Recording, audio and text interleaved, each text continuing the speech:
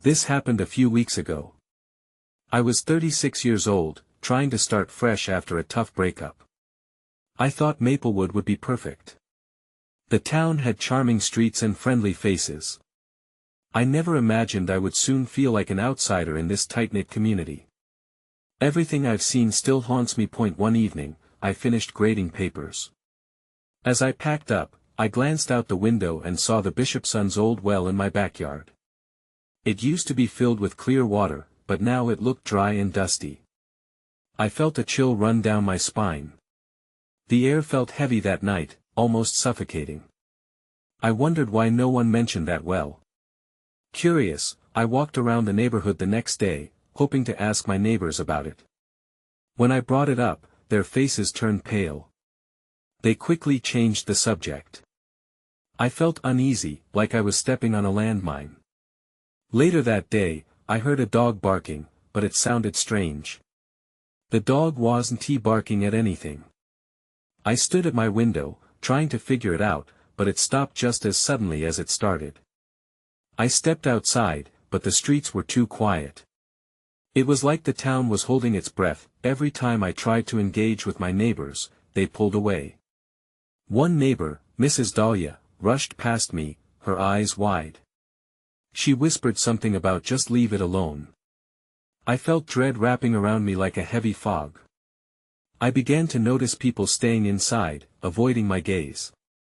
I even heard whispers that would stop as soon as I got close. Desperate for answers, I decided to visit the town library. I thought digging into the history of the Bishopsons might help. When I asked the librarian, Mrs. Finch, about them, she looked at me with suspicion. "You should forget about them," she said quietly. "It's better that way." Her tone made my heart race. With each unanswered question, I felt more isolated. The sense of abandonment grew stronger. I wanted to scream, but I felt like no one would care.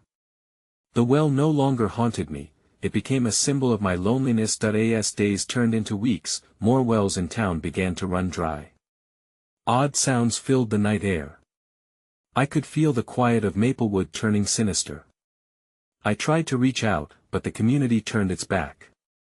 Then one evening, I thought I heard someone call my name, soft and distant.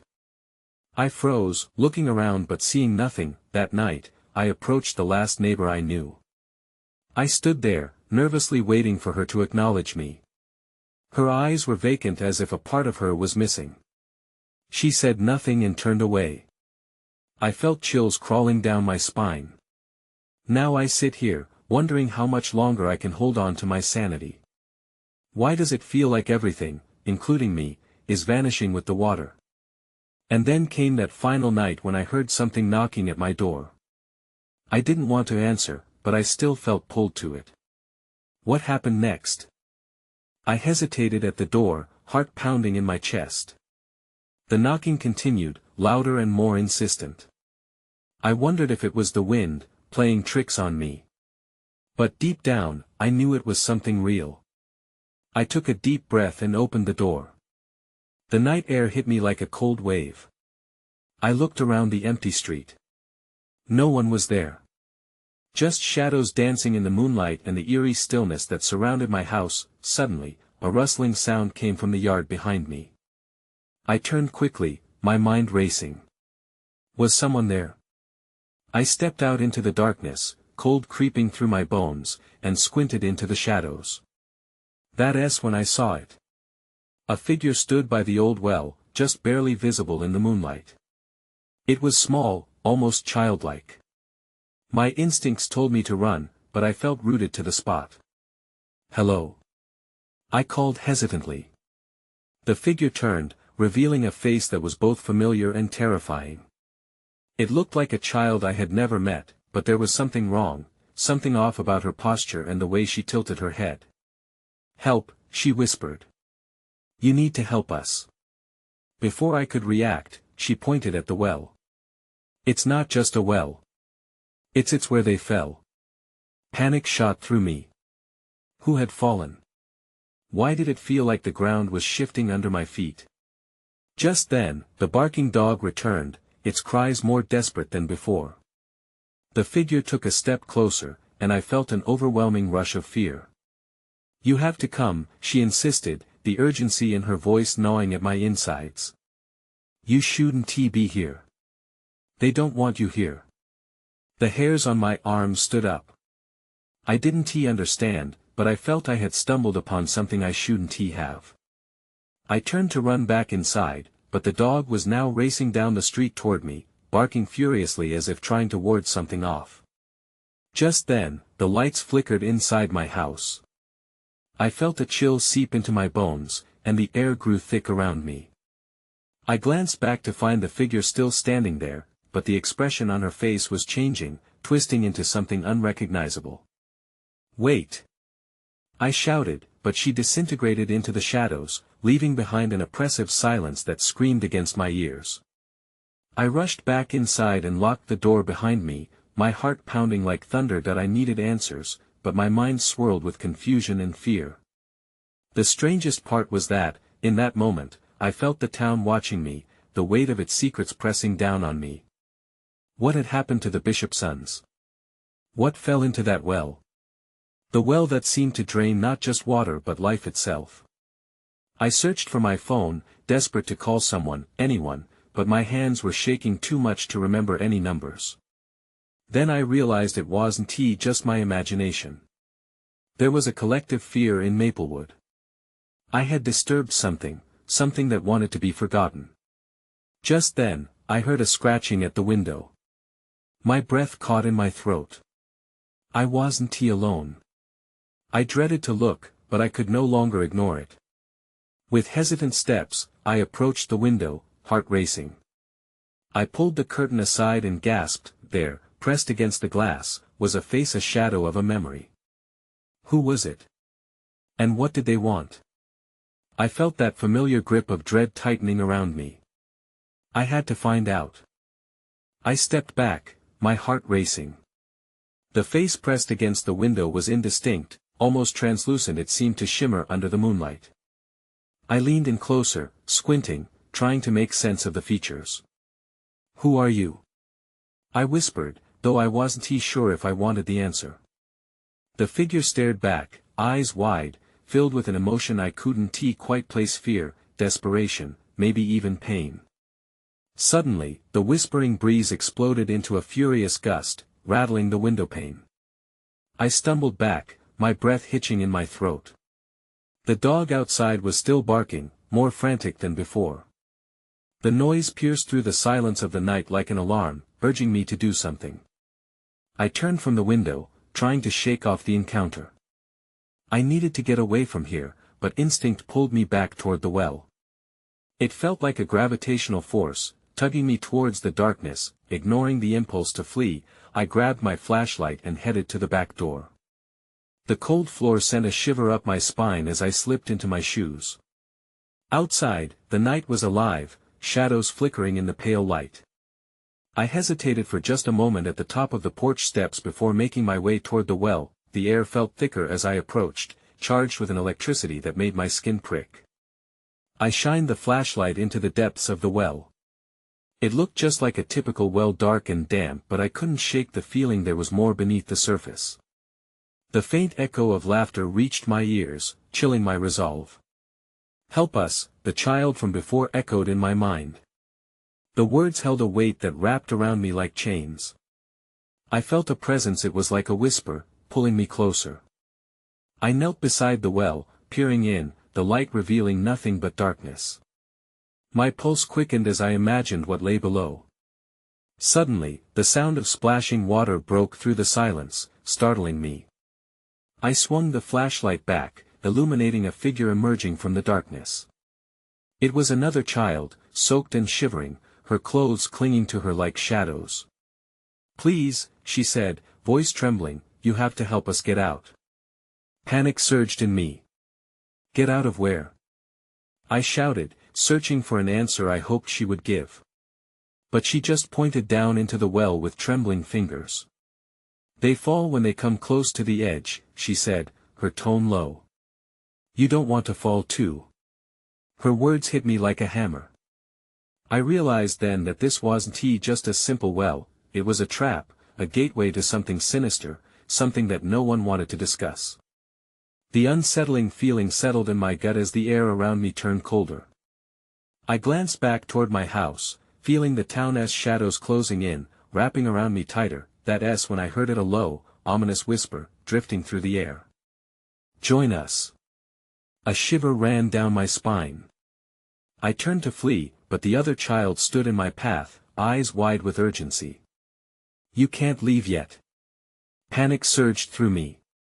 I didn't know what I was getting into, but I felt like I'd taken my first step down a dark path with no return.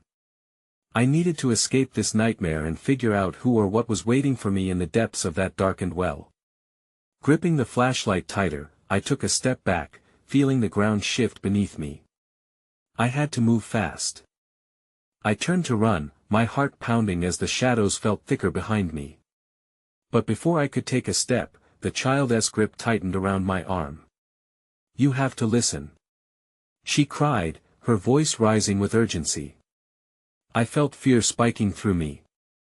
"Let go of me," I shouted, pulling away, but she stumbled forward, nearly falling into the well. Panic flashed in her eyes. "If you leave, you'll regret it. They'll come for you."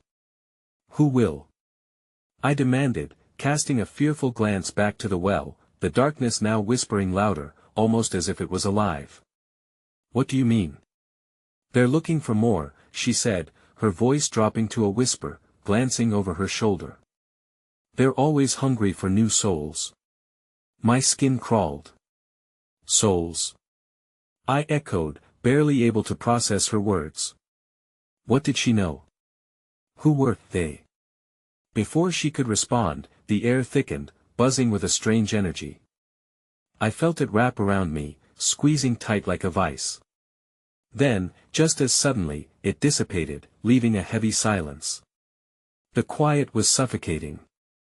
I had to act. "Why are you here?" I asked, my voice quieter now, betraying my fear. "What do you want from me?" "Help us escape." Her eyes glistened, desperate and pleading. "Please." I searched her face, the vulnerability in her voice stirring something deep within me. If these children were trapped, could I really just walk away? But as I stood there, my instincts screamed to leave, to run to safety. "Why can't you just climb out?" I threw out, clutching at any glimmer of hope. Her expression fell. "It's not that easy. There's something down there, watching us. It won't let us go." A chill ran down my spine. "What do you mean?" Suddenly, a loud splash erupted from the well, and I jumped back, the flashlight flickering. Shadows shifted and reformed, and for a moment, I thought I saw more figures in the dark, their faces twisted with sorrow. "Please," the girl pressed, looking into my eyes, "you have to choose. If you don't help us, more will drown. We need you." The intensity of her gaze held me captive. Time froze, and I felt the weight of her words. I had to make a choice. Fight or flight. Then everything shifted. The ground beneath me trembled, and I felt a force pulling me closer to the edge. A flash of light illuminated the well's mouth, and my heart raced.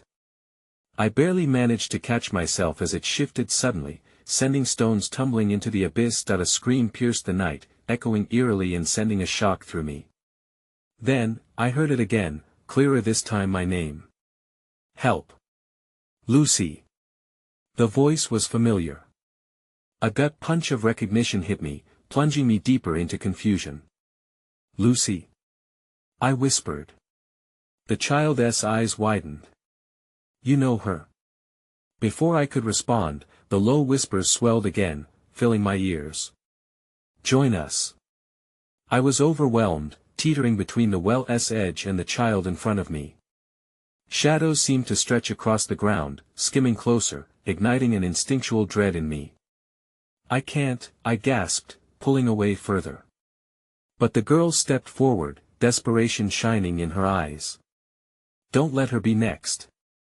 With one last wavering breath, my choice became clear. I couldn't leave without knowing if Lucy was okay. But diving into this dark truth felt like stepping into a chasm. Just as I made up my mind, the world around me suddenly went dark, completely. I blinked, trying to shake off the darkness around me. It enveloped me like a heavy blanket, making it hard to breathe. I felt disoriented, unsure if I was standing or falling. My heart raced erratically, echoing in my ears. "Lucy!" I called, searching for any sign of her, but my voice faded into the silence. The air was thick, swirling with a tension that electrified my skin. Suddenly, a light flickered to life up ahead, illuminating a narrow passage. I squinted, trying to focus. That light felt like a beacon. It was my only way forward. I stepped cautiously, my feet crunching on gravel. Each step felt heavy, weighed down by uncertainty. I needed to find Lucy, I needed answers. "Lucy!" I yelled again. The sound echoed, but I didn't hear a response. Just silence. As I moved deeper into the tunnel, the flickering light revealed walls that seemed wet and cold, like they were weeping. I shuddered, repulsed and frightened. There were markings on the stone, something I couldn't decipher. Symbols. Words. Then, from the corner of my eye, I caught a movement. I turned quickly, but there was nothing there, just shadows. A chill raced through me. I felt like I was being watched. "Help!" A distant cry pierced the air. It was Lucy. I ran toward the sound, my feet pounding against the ground as desperation took over. "Lucy! I'm coming!" I turned another corner, and there she was. But something was wrong. She was kneeling at the edge of a small pool, her hands gripping the damp earth. Tears streamed down her face, fear etched in her features. I rushed to her and dropped down beside her. "Lucy!" I gasped, reaching out to touch her shoulder. "What happened?" She wouldn't look at me. "You shouldn't have come," she said, her voice trembling. "It's not safe here." "What do you mean?" "I couldn't leave you." I looked into the darkness beyond the pool, feeling the weight of its presence. "What is this place?" Lucy swallowed hard. "It's where they keep us. Where they draw us in. The well, it's connected somehow. It calls to you." Her words sent a jolt through me. I could feel it now, an inexplicable pull, like a thread I didn't want to follow yet couldn't resist. "Who?" I asked, my voice barely above a whisper. "Who's out there?" As if in answer, the shadows began to writhe, twisting around each other, forming shapes in the dark. I felt a surge of terror. "Lucy, we have to get out of here." She looked up finally, her eyes wide with fear. "No. If we run, they'll come for us. We need to stop them." Just then, a loud thud reverberated through the tunnel, shaking the ground beneath us. I instinctively grabbed Lucy's hand, pulling her toward me as panic rose inside. "Stay close!" I shouted, looking around. "What do you mean, stop them?" But before she could answer, the shadows surged forward, spilling toward us like a tidal wave, and I knew we were out of time. "Lucy, run!" I screamed, but it felt too late.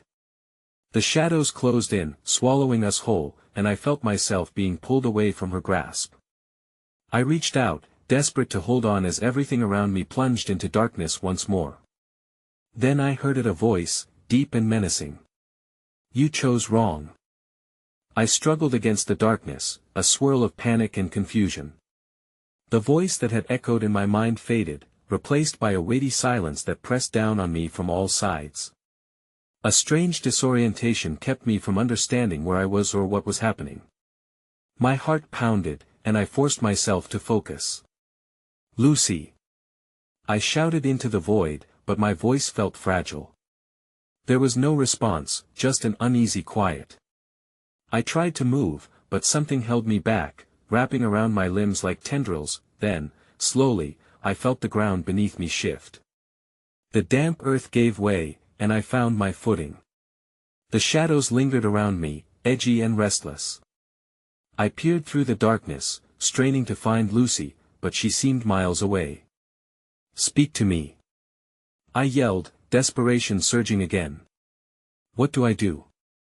But there was only that deep voice again, echoing in the back of my mind.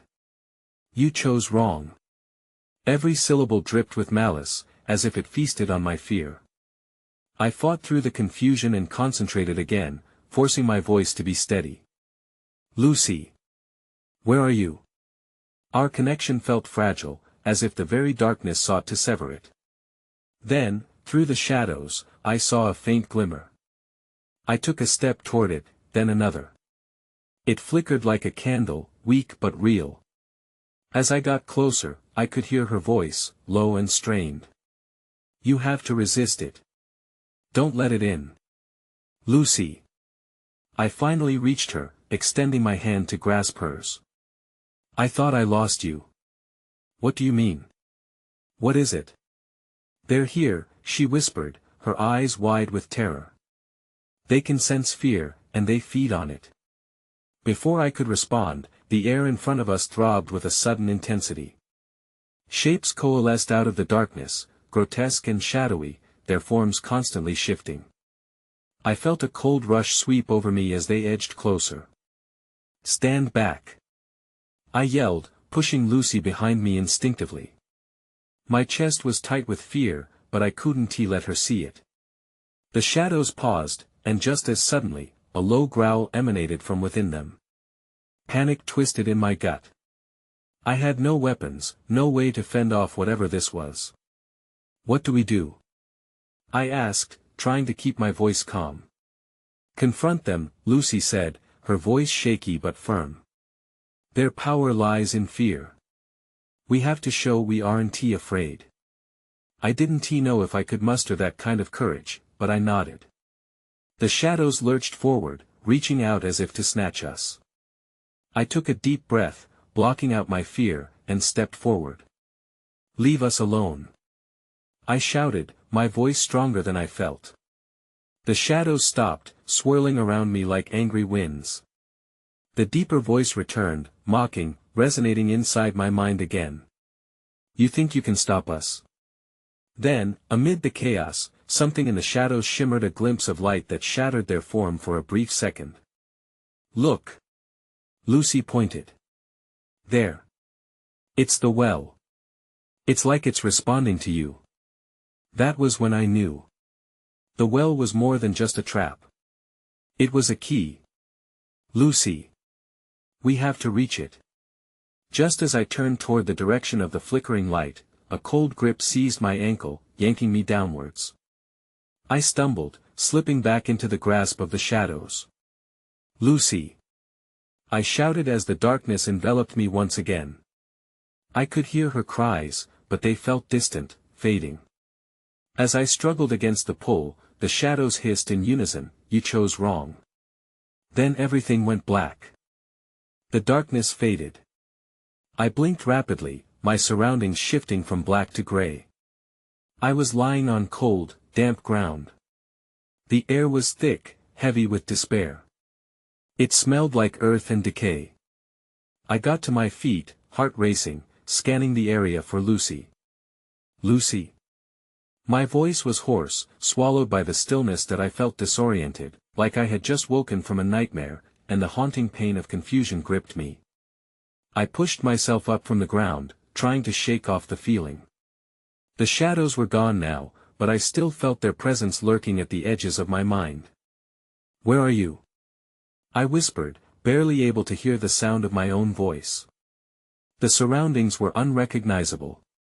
Gnarled trees loomed overhead, their branches stretching toward a darkened sky. I stumbled forward, unsure of where to go. "Lucy!" I called again, hoping she would answer.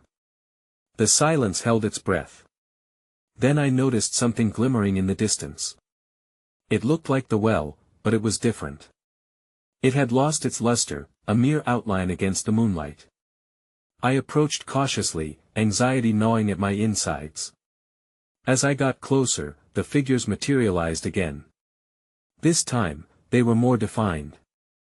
They were not just shadows, they had form, twisted and elongated, mouths gaping wide, filled with jagged teeth. The growl I heard before returned, a rumbling sound that made my bones ache. "Back away," I murmured to myself, trying to remember Lucy's words.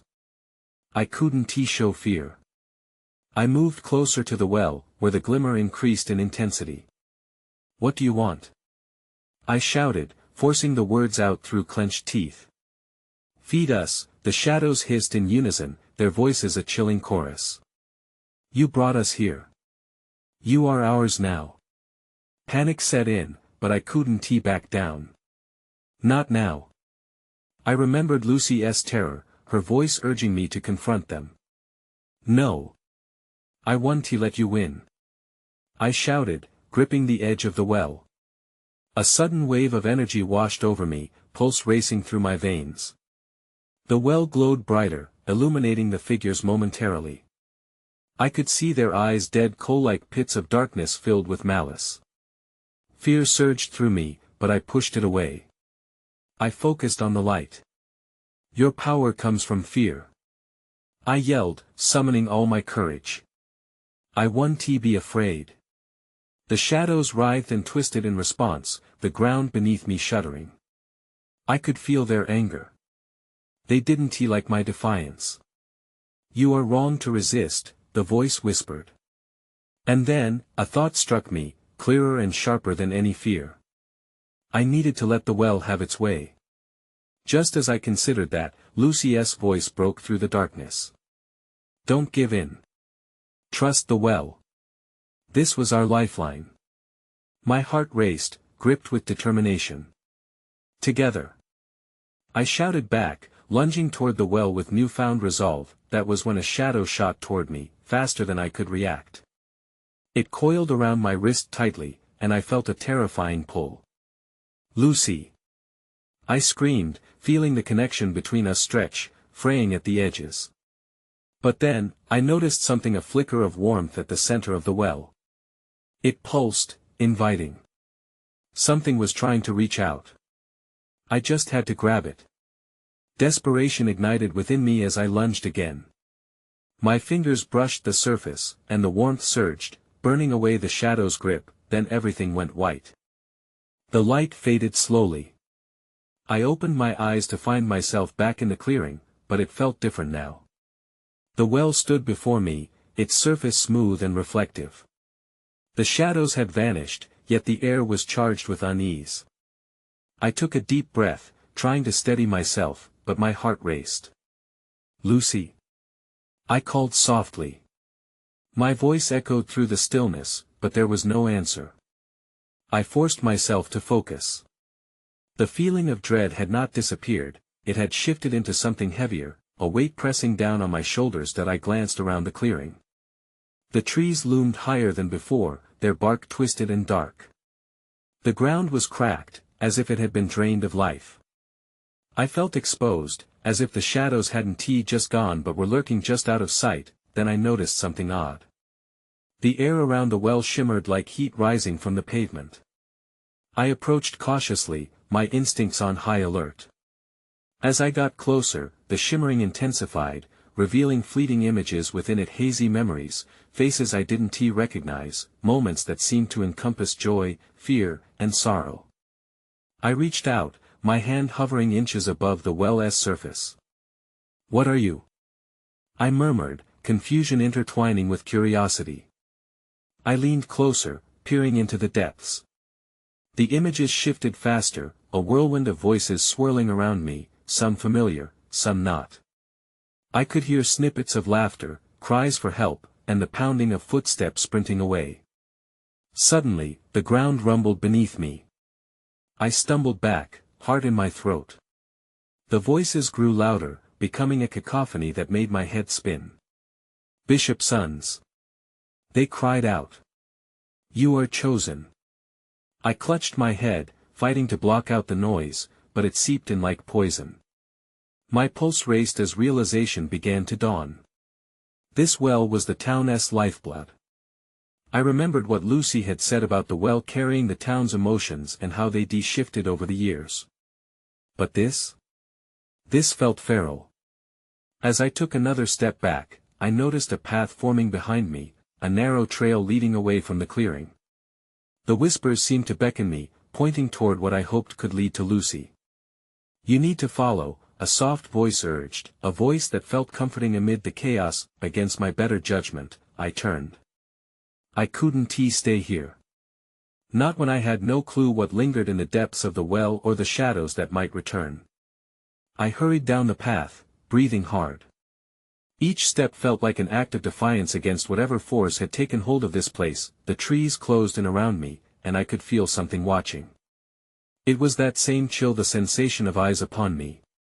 I quickened my pace, my focus locked on the path ahead, and then, before I could collect my thoughts, I stumbled upon an old, weathered structure hidden amidst the trees.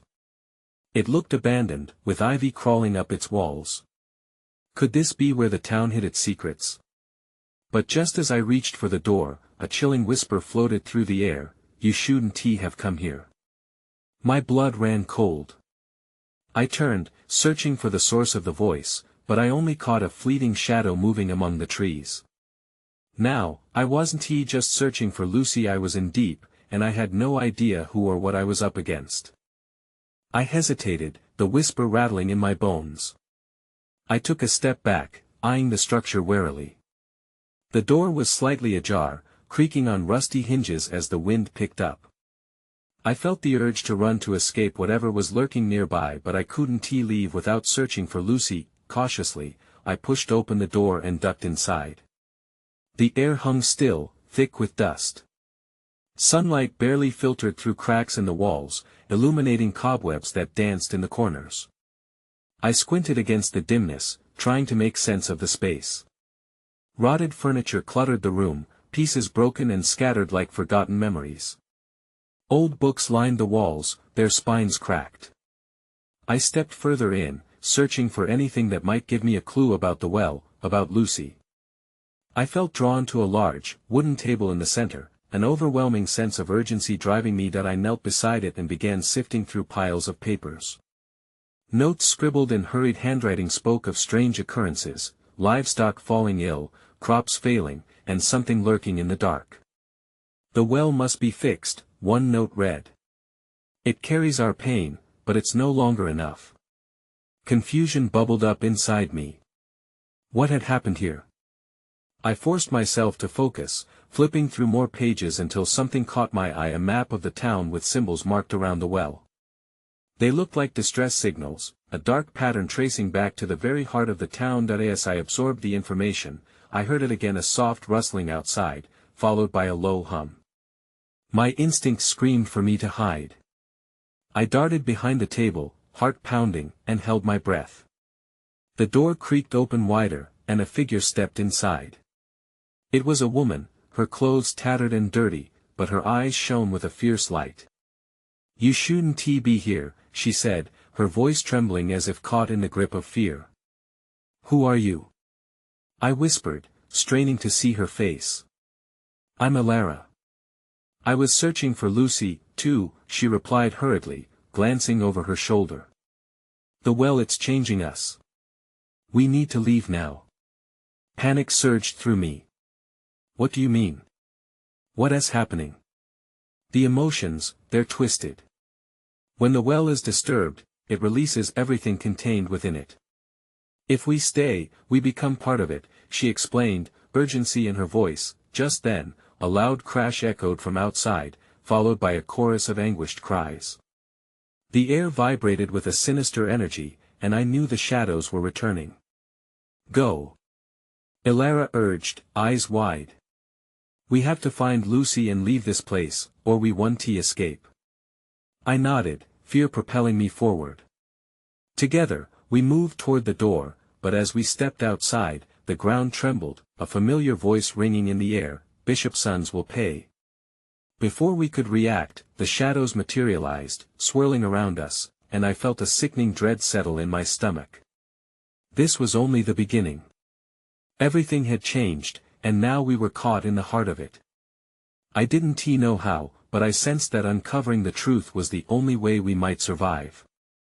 The pounding of my heart filled my ears as Elara and I darted away from the whispers. The shadows twisted around us, hungry and furious, the atmosphere thick with malevolence.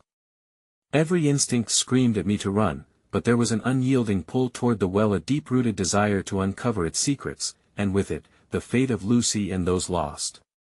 Where should we go? I asked, panting as we stumbled deeper into the forest. Elara's eyes darted around, assessing every rustling leaf, every flicker of movement.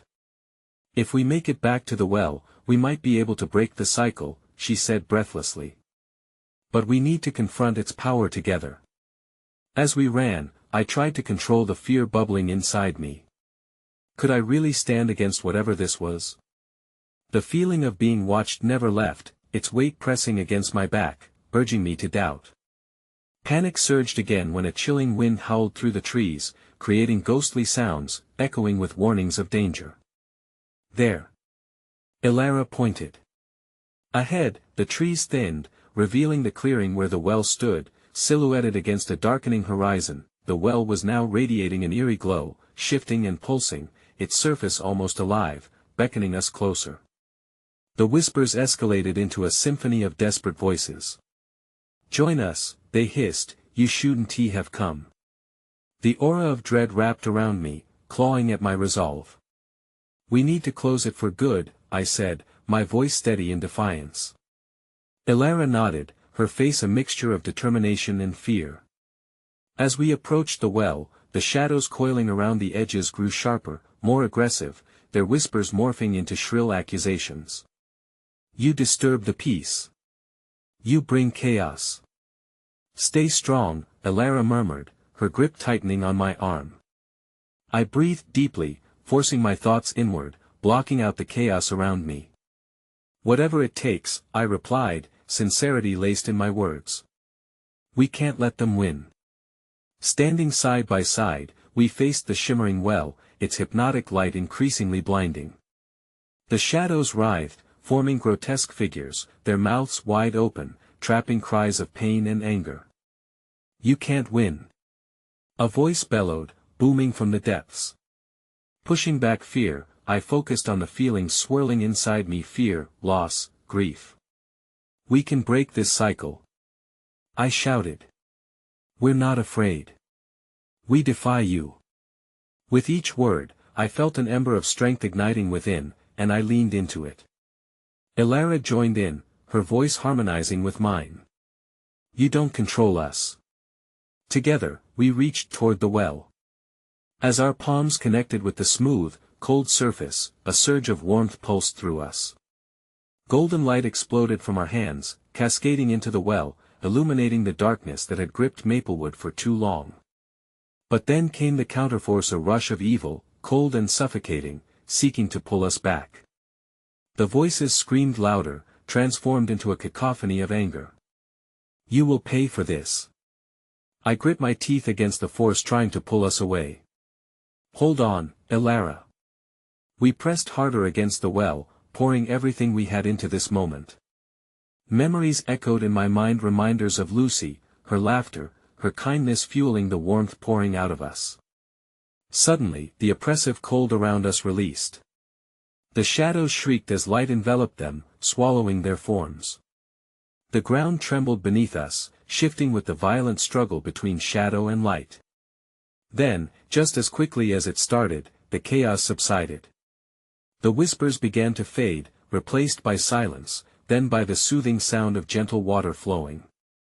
We both swayed on our feet, breathless and exhausted, but victory warmed my insides. But before we could catch our breath, the well's light flickered, pulsed once more, and then stopped. Anxiety gripped me. Had we truly won? Did it work? I hesitated, staring into the well's once again darkened depths. And then came a quiet voice, soft yet unmistakable. "Lucy." My heart lurched. I leaned closer. Was it truly her? "Elara, did you?" But the light from the well dimmed even further. The warmth had vanished, and shadows crept back into view, whispering with muted fury. "This is not over," they intoned in unison. I looked over at Alara, confusion raging in my chest. What does that mean? We broke their hold, but we didn't uncover the heart of their power. The well is still in danger, she said, voice trembling.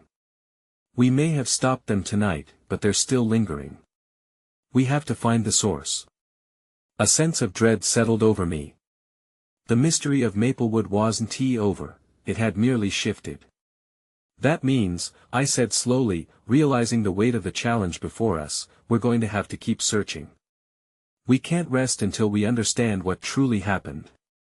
And with that, as the stars ignited overhead, casting an eerie glow on the well, I knew our journey was far from over.